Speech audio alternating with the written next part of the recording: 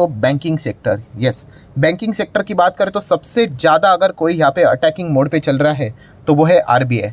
And RBI अगर देखा गया तो जैसे कि आपको मैंने बहुत बार कहा है कि रूल्स रेगुलेशन होते हैं, अगर आपको बैंकिंग लाइसेंस मिलता है तो उसका पालन आपको करना पड़ेगा। अगर आप कुछ भी चीज़ों को ब्रेक कर देते हो तो आरबीआई का डंडा तो पड़ेगा ही पड़ेगा। और ऐसी चीज़ें हम लोग को पिछले कई समय से देखने को मिल रही। सबसे पहले शुरुआत हुई थी एचडीएफसी बैंक से, सबसे पहले मतलब जो रिसेंटली केसेस की बात करें तो आपको बताइए एचडीएफसी बैंक में भी काफ़ी सारे टेक्निकल ग्लिचेस देखने को मिल रहे थे, बहुत कुछ गड़बड़ यहाँ पे हुई थी। एंड आखिर में आरबीआई मतलब हम कह सकते हैं इनके ऊपर सीधा यहाँ पे बैन ही लगा दिया। बैन मतलब लाइफ टाइम बैन नहीं, टेम्पररी बैन की भाई जब तक आप अपने टेक्निकली जो चीज़ें हैं, जो ग्लिचेस है उनको आप नहीं निकालते हो तब तक ये बैन चलता रहेगा। और फिर बाद में हम कह सकते हैं सारी चीज़ें हट गई तो फिर आरबीआई ने भी क्या कर दिया, जो इनके ऊपर रेस्ट्रिक्शन लगा दिए थे सारे वो उन्होंने हटा दिए। ये अभी की बात नहीं, 2022 की बात है। बट बताने का मकसद क्या है कि कोई भी बैंक क्यों ना हो, नंबर 1 हो नंबर 2 हो, आरबीआई को मतलब जहाँ पे लगता है कि आपने रूल्स रेगुलेशंस तोड़ दिए तो वहाँ पे तो आरबीआई यहाँ पे आ ही जाता है। देन उसके बाद सबसे बड़ा भूकंप पेटीएम में देखने को मिला। पेटीएम पेमेंट बैंक के ऊपर भी सीधा रेस्ट्रिक्शन डाल दिया है, वो बिजनेस नहीं कर सकते हैं।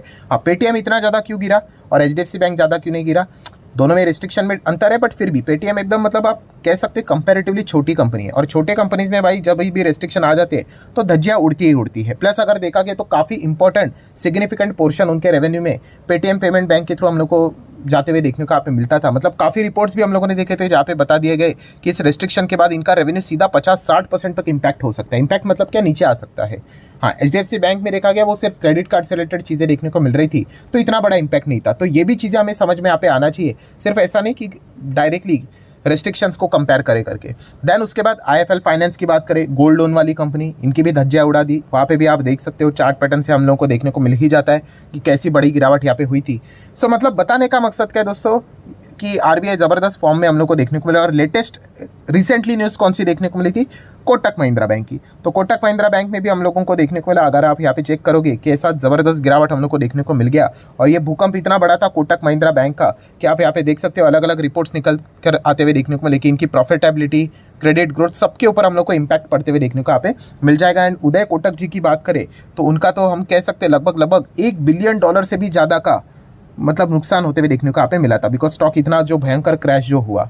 सो बताने का मकसद क्या है दोस्तों कि जब भी आरबीआई यहाँ पे मतलब गुस्सा यहाँ पे हो जाता है तो मतलब किसी की भी चलती नहीं है। नंबर 1 बैंक हो, नंबर 2 हो, कोई भी हो, फिनटेक हो, कुछ भी हो, सबके ऊपर वो रेस्ट्रिक्शंस यहाँ पे लगा देते हैं।